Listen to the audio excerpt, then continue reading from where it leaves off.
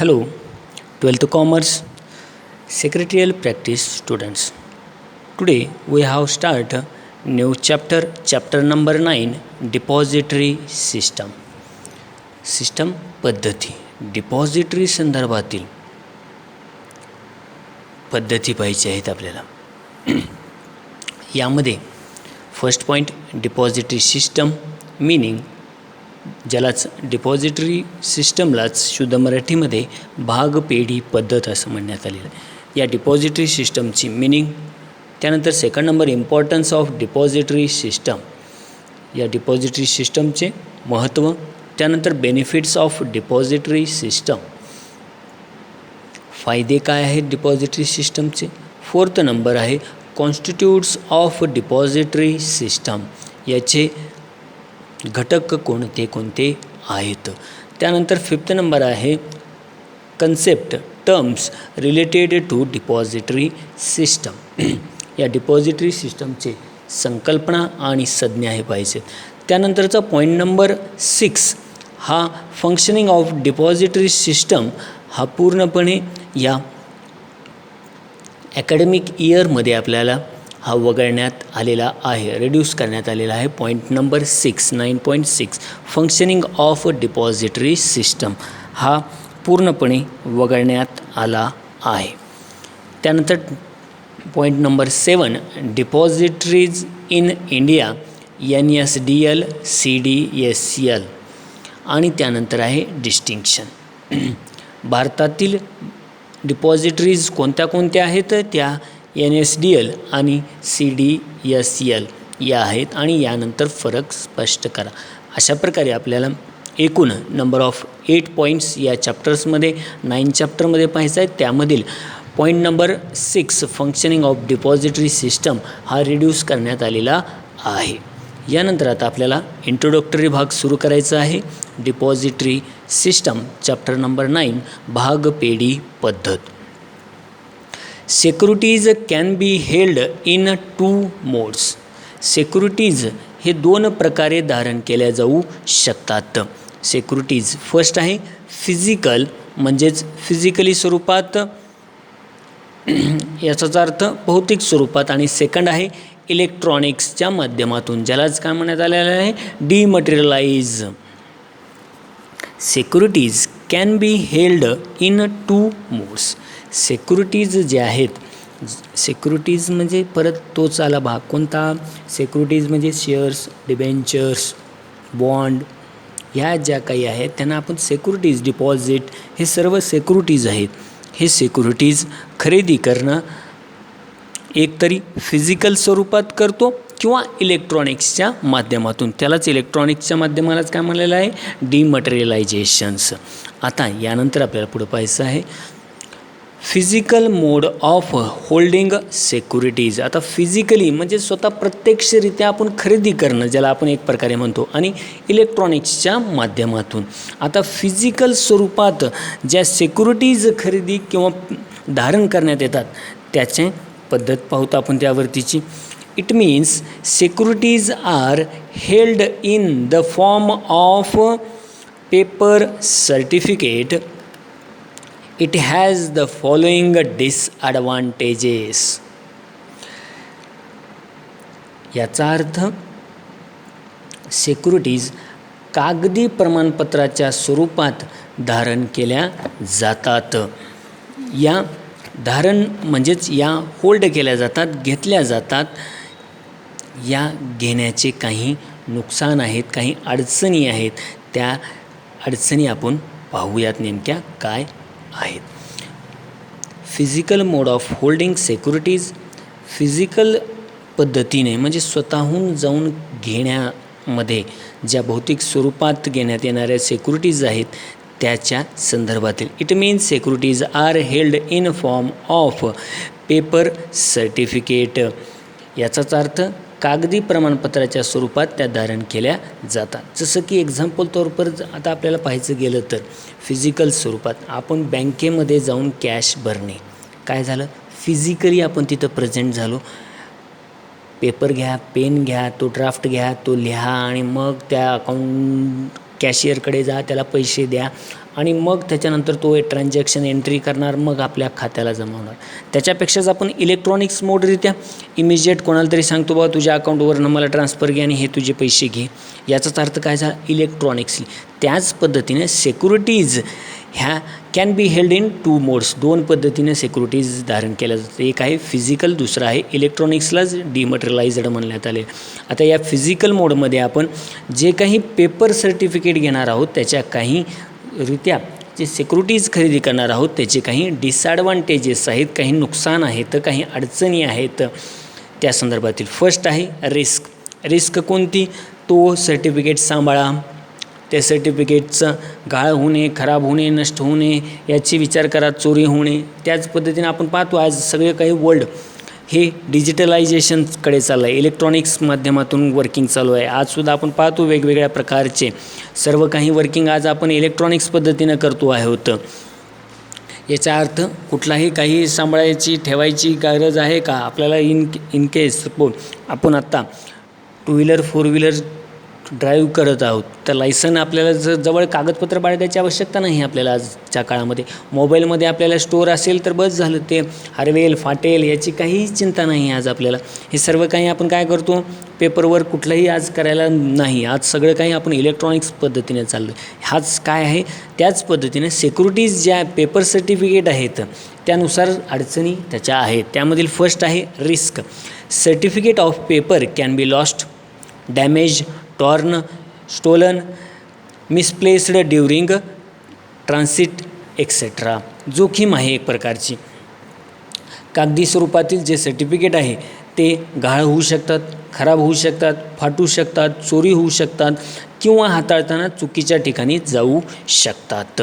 हे physical mode of holding सिक्युरिटीजचं पहिलं नुकसान आहे, डिसॲडव्हान्टेजेस, रिस्क आहे. त्यानंतर आहे एफर्ट्स इन डुप्लिकेटिंग. दुय्यम प्रतीसाठी प्रयत्न करणे हरवल्यानंतर. Obtaining duplicate certificate if original certificate is lost involves time, efforts and मनी.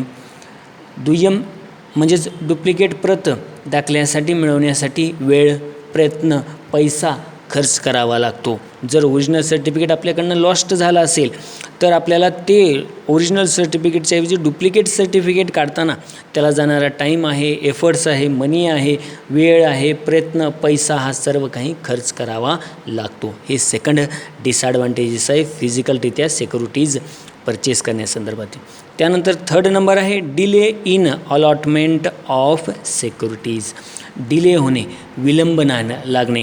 कशाला? सिक्युरिटी वाटपामध्ये विलंब लागतो आणि तेच जर आपण ऑनलाईन केलं तर लगेच आपल्याला इमिजिएट रिसिप्ट येते. जर सपोज इन केस एक्झाम्पल घ्यायचं झालं तर आणखीन एक एक्झाम्पल घेऊ शकतो आपण. इलेक्ट्रिसिटी बिल भरायचं आहे आपल्याला, लाईनमध्ये लागा, तो कागद सांभाळा, त्याने दिलेली स्लिप घ्या, ती स्लिप जपून ठेवा.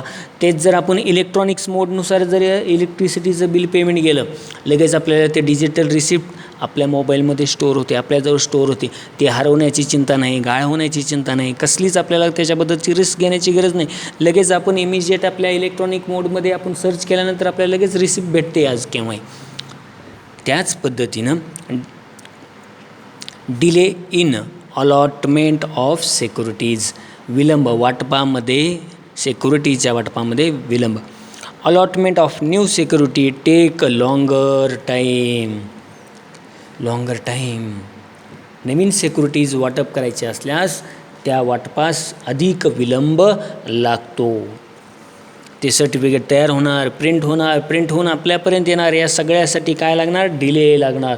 आणि तेच इलेक्ट्रॉनिक्सच्या माध्यमातून, डिमटेरियलाइजच्या माध्यमातून केलं तर इमिजिएट आपल्याला त्या सर्टिफिकेटची कॉपी लगेच भेटली जाते. हा थर्ड डिसॲडव्हान्टेजेस. फोर्थ आहे delay in transfer and transmission of securities. Securities हस्तांतरण आणि संक्रमण करण्यास डिले होणे, विलंब लागणे, हा fourth disadvantage. More time is involved in transfer and transmission of securities as it involves actual handling of physical certificate. Securities हस्तांतरण आणि संक्रमण करताना फिजिकल सर्टिफिकेटची दाखल्याची प्रत्यक्ष ॲक्च्युअल हँडलिंग करण्यास विलंब होत असतो. ॲक्च्युअल फिजिकलरित्या आपल्याला ते डॉक्युमेंट सर्टिफिकेट भेटण्यास वेळ लागत असतो. हा 3rd नंबरचा डिसॲडव्हान्टेज. त्यानंतरचा आहे 4th नंबर झाला. आता 5th number risk of bad deliveries. अयोग्य डिलिव्हर मिळण्याची धोका असतो. Delivering certificate which are torn, forget etcetera creates problems in buying and selling of securities. Securities खरेदी विक्रीच्या वेळी ते फाटलेले असू शकतात, बनावटी असू शकतात किंवा चुकीचे प्रमाणपत्रसुद्धा असू शकते. त्यामुळे डिलिव्हर्ड करण्यासाठी सुद्धा फिजिकलरित्या ही 5th नंबरची डिसॲडव्हान्टेजेस आहे. अशा प्रकारे जे फिजिकल स्वरूपात आपण सेक्युरिटीज खरेदी करणार आहोत, धारण करणार आहोत, त्यासाठीचे हे 5 डिसॲडव्हान्टेजेस आहेत. त्यानंतर इलेक्ट्रॉनिक्सच्या माध्यमातून केल्यानंतरचा त्याचा आपल्याला लगेच इमिजिएट फायदा लक्षात येईल. आता electronic / dematerialised mode of holding securities. Electronic स्वरूपातील securities. It means security are held in electronic or dematerialised form. कागदविरहित ज्याला म्हणण्यात येईल, कागदविरहित किंवा इलेक्ट्रॉनिक्स किंवा डिमटेरियलाइज्ड स्वरूपात सेक्युरिटीज धारण करण्याची ही डिपॉझिटरी पद्धती आहे. यालाच काय म्हणण्यात आलेलं आहे? डिपॉझिटरी पद्धत. जी इलेक्ट्रॉनिक्स मेडमधून चालते त्यालाच डिपॉझिट. आता यानंतर आपल्याला नेमका या बेसिक इंट्रोडक्शन पाहिल्यानंतर आता आपल्याला नेमका डिपॉझिटरी सिस्टमचा मिनिंग पाहायचा आहे.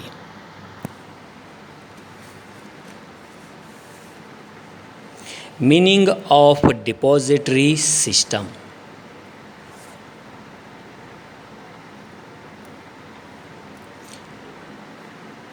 अर्थ काय आहे?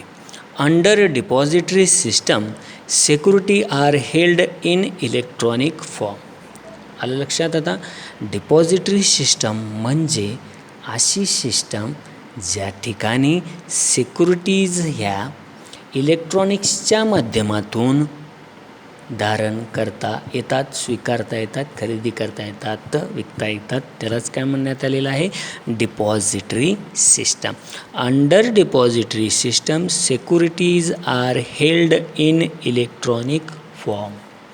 इलेक्ट्रॉनिकच्या पद्धतीने ज्या सेक्युरिटीज धारण करता येतात त्यालाच डिपॉझिटरी सिस्टम असं म्हणतात. आता या डिपॉझिटरी सिस्टमचा नेमका अर्थ हा आपल्याला पुढे पाहायचा आहे. The transfer and settlement of securities are done electronically. The depository system maintains accounts of the shareholder, enable transfer, collect dividends, bonus shares, etc. on behalf of the shareholder.